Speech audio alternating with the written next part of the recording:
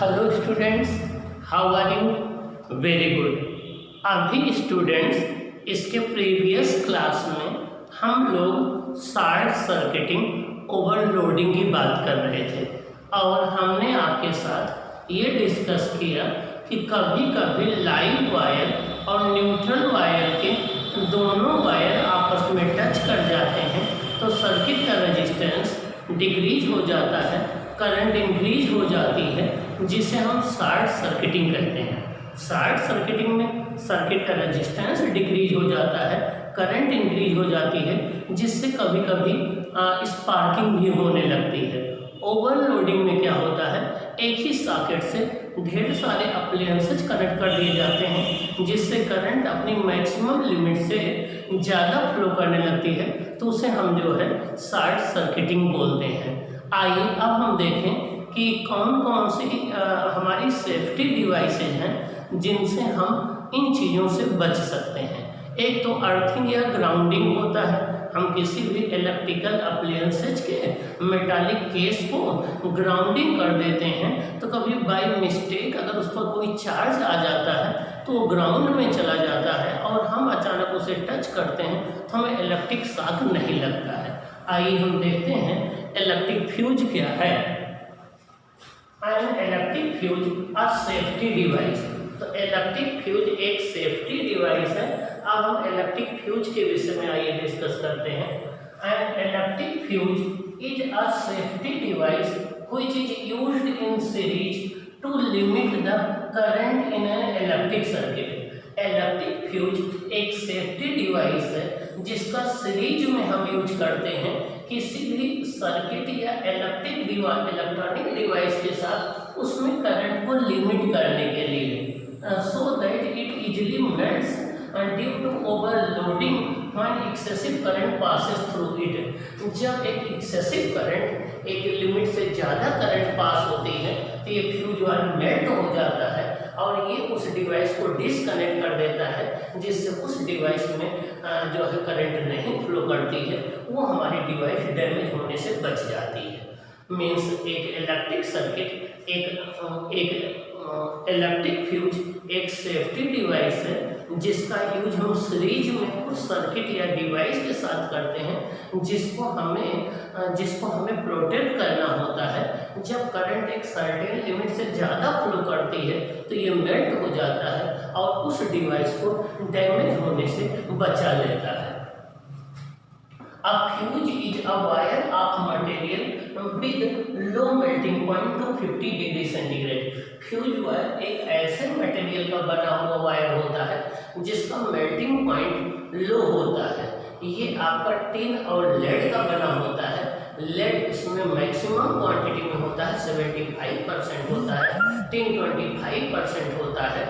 इसका melting point 250 degree centigrade होता है। तो फ्यूज वायर टिन, लेड और टिन के मिलकर बने होते हैं जिनका मेल्टिंग पॉइंट 250 डिग्री सेंटीग्रेड होता है। It is based upon the heating effect of electric current. Fuse wire heating effect of electric current पर बेस्ड होते हैं। मटेरियल, आइए देखें हम फ्यूज वायर किस मटेरियल के बने होते हैं। अब fuse wire is made of an alloy of lead 75% Pb and tin 25% which melt around 250 degree centigrade. Fuse wire lead और टिन से मिलकर बने होते हैं जिसमें लेड लार्ज 75% होता है और टिन 25% होता है।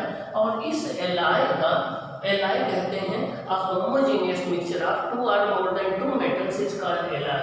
इसका melting point about 250 degree centigrade होता है। Characteristics of fuse wire, fuse wire की क्या विशेषताएं हैं, क्या प्रॉपर्टीज हैं, आइए हम इनके विषय में डिस्कस करते हैं। The function of a fuse wire depends upon its thickness and is independent of its length. किसी भी फ्यूज वायर का फंक्शन उसकी थिकनेस, उसके एरिया ऑफ क्रॉस सेक्शन, उसके रेडियस पर डिपेंड करता है, उसके लेंथ पर डिपेंड नहीं करता है। तो फ्यूज वायर चाहे बड़ा होगा चाहे छोटा होगा उससे कोई मतलब नहीं है, क्योंकि फ्यूज वायर का फंक्शन उसकी लेंथ से इंडिपेंडेंट होता है। Next point, A fuse wire is always connected in series with the live or phase wire. Fuse wire को हमेशा हम लाइव वायर या फेज वायर के साथ सीरीज में कनेक्ट करते हैं, कभी भी न्यूट्रल वायर के साथ नहीं कनेक्ट करते हैं, क्योंकि न्यूट्रल वायर के साथ कनेक्ट करेंगे तो ये मेल्ट होने के बावजूद भी हमें इलेक्ट्रिक शॉक लग जाएगा। नेक्स्ट है fuse wire of proper current rating should be used thicker the fuse wire greater is its current capacity. हमें जिस भी अप्लायंसेज के लिए फ्यूज वायर यूज करना है उसके लिए प्रॉपर करंट रेटिंग का फ्यूज वायर हमें यूज करना चाहिए। जैसे अगर हमें गीजर के लिए, हीटर के लिए, एसी के लिए यूज करना है तो 15 एम्पियर करंट रेटिंग का यूज करेंगे। फैन के लिए, टीवी के लिए, कंप्यूटर के यूज करना है तो 5 एम्पियर की करंट रेटिंग का फ्यूज वायर यूज करेंगे। तो प्रॉपर करंट रेटिंग का फ्यूज वायर यूज करना चाहिए।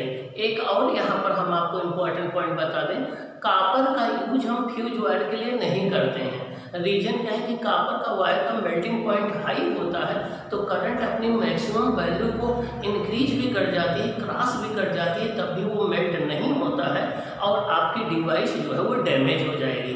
तो we should not use copper wire as a fuse wire because it has the high melting point and does not melt after the current have crossed it maximum limit. Next point, a fuse used must be of current capacity less than the maximum current which a circuit or appliances can withstand। जिस भी appliances के साथ हम fuse wire का use कर रहे हैं उसमें जितनी मैक्सिमम करंट जा सकती है उससे थोड़ी कम करंट कैपेसिटी का फ्यूज वायर होना चाहिए, जिससे वो मेल्ट होकर के उस एप्लायंसेज या उस इलेक्ट्रिकल सर्किट को प्रोटेक्ट कर ले। नेक्स्ट पॉइंट है, आप fuse wire is always connected in beginning of the circuit. जिस भी सर्किट या डिवाइस को हमें प्रोटेक्ट करना होता है हमेशा उसके स्टार्टिंग में या बिगिनिंग में हम अपने फ्यूज वायर को कनेक्ट करते हैं। अगला है maximum safe current of a fuse wire is I square proportional r cube.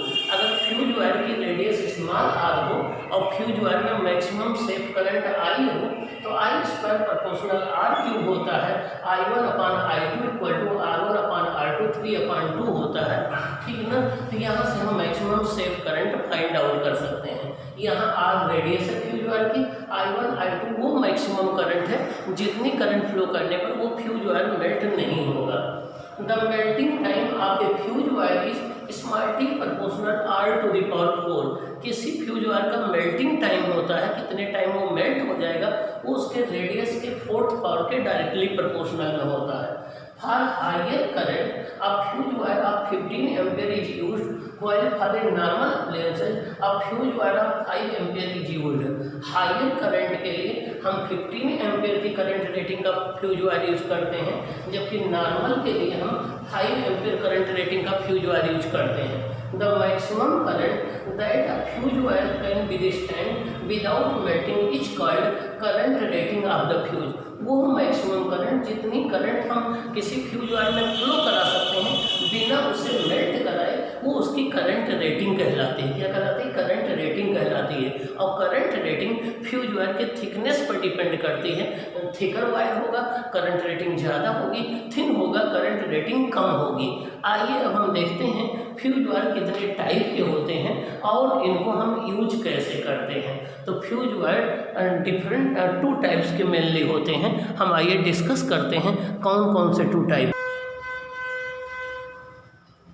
Fuse wire जिस मटेरियल के बने होते हैं मिस टिन और लेड, उनकी रेजिस्टिविटी या स्पेसिफिक रेजिस्टेंस का हायर होती है कॉपर और एल्युमिनियम से। फ्यूज वायर जिस मटेरियल के बने होते हैं उन मटेरियल की रेजिस्टिविटी कॉपर और एल्युमिनियम से हायर होती है। Next, aluminium and copper should not be used as a fuse as melting point is high and they are thicker so will not melt at higher current. हम fuse wire के लिए copper और aluminium wire का use नहीं करते। इसके 2 reason हैं। एक तो इनका मेल्टिंग पॉइंट हाई होता है, तो लार्ज करंट फ्लो करने पर भी ये मेल्ट नहीं होंगे। दूसरा, ये वायर थिकर होते हैं, तो जब एक large amount of current flow करेगी तो ये मेल्ट नहीं होंगे और हमारी डिवाइसेस जो है वो डैमेज हो जाएंगी। आइए अब हम देखें कि फ्यूज वायर कितने टाइप के होते हैं। ये types of fuse wire, there are mainly 2 types of fuse wire. Fuse wire 2 type के होते हैं, एक को पोर्सलेन फ्यूज वायर बोलते हैं, एक को कैटरेज टाइप फ्यूज वायर बोलते हैं। ये पोर्सलेन टाइप फ्यूज वायर है, ये कैटरेज टाइप फ्यूज वायर है। पोर्सलेन एक चाइना क्ले होता है जो इलेक्ट्रिसिटी का इंसुलेटर होता है। इसमें 2 मेन पार्ट होते हैं, एक पोर्सलेन ग्रिप होती है और एक आपका ये पोर्सलेन जो है केसिंग होती है। ये पोर्सलेन केसिंग में पोर्सलेन ग्रिप आकर के फिट हो जाती है। यहाँ पर 2 टर्मिनल T1 और T1, देखिए ये T1 और T2 होते हैं, ये C1 C2 केसिंग होती है। लाइव वायर यहाँ पर आके कनेक्ट होते हैं, बीच में फ्यूज वायर होता है। जब ये दोनों आपस में कनेक्ट नहीं होते हैं, ये कनेक्ट तभी होते हैं जब यहाँ फ्यूज वायर लगाया जाता है। जब एक लार्ज करंट इसमें हम फ्लो कराते हैं तो यहाँ फ्यूज वायर जो है ये इसमें हीट प्रोड्यूस होती है, मेल्ट हो जाता है। तो मेल्ट होकर के यहाँ बीच में कनेक्शन ब्रेक हो जाता है और ब्रेक होने से सर्किट डिस्कनेक्ट हो जाता है। बाद में हम दूसरा फ्यूज वायर यहाँ लगा करके और फिर इसको जो है ऑन कर देते हैं, फिर हमारा एप्लायंस जो है वर्क करने लगता है। तो ये फ्यूज वायर इस तरीके से वर्क करता है हमारा। आइए देखें, porcelain casing fixed to a wooden board. ये पोर्सलेन केसिंग जो होती है फिक्स्ड होती है वुडन बोर्ड पर। इसको हम बाहर निकाल सकते हैं, ये आपकी इसको हम निकाल सकते हैं, इंसर्ट कर सकते हैं wooden board. Porcelain grip which fit into the porcelain casing, इस ग्रिप को इसके अंदर हम ऐसे दबा करके फिट कर सकते हैं। There are 2 terminals T1 and T2, T1 और T2 2 टर्मिनल्स होते हैं fix to the porcelain casing. ये पोर्सलेन केसिंग में T1 T2 टर्मिनल आपके फिक्स होते हैं। The live wire is connected to the terminal T1 and T2। Live wire को T1 और T2 टर्मिनल में हम कनेक्ट करते हैं, ये T1 और T2 टर्मिनल्स होते हैं। T1 and T2, since there is no direct connection between T1 and T2, no current flows from T1 to T2 unless a fuse wire is connected। T1 T2 का आपस में कोई connected नहीं होता है, कोई कनेक्शन नहीं होता है, तो जब तक बीच में फ्यूज वायर नहीं कनेक्ट करेंगे तब तक इसमें कोई करंट फ्लो नहीं करती है। फ्यूज वायर का सिंबल ये होता है, ये फ्यूज वायर का सिंबल है। जो कैटरेज टाइप फ्यूज वायर होते हैं वहाँ पर ये 2 मेटालिक केस लगे होते हैं और इनसे हम कनेक्ट कर देते हैं। ये फ्यूज वायर होता है, ये ग्लास केस बना होता है, ये ज़्यादा सेफ होता है और इसको हैंडल करना ज़्यादा आसान होता है। और जब करंट अपने एक सर्टेन लिमिट से इंक्रीज हो जाती है ओवरलोडिंग वजह से, शॉर्ट सर्किटिंग वजह से, तो उस केस में फ्यूज वायर मेल्ट हो जाते हैं, सर्किट डिस्कनेक्ट हो जाता है। बाद में दूसरा फ्यूज वायर यहाँ ला के रिप्लेस कर देते हैं और कनेक्शन फिर ऑन कर देते हैं। ये 2 डिफरेंट टाइप के फ्यूज वायर होते हैं। ओके, अब इसके बाद बात करेंगे अर्थिंग क्या होती है और मैग्नेटिज्म का मेडिसिन में क्या यूज करते हैं। ओके,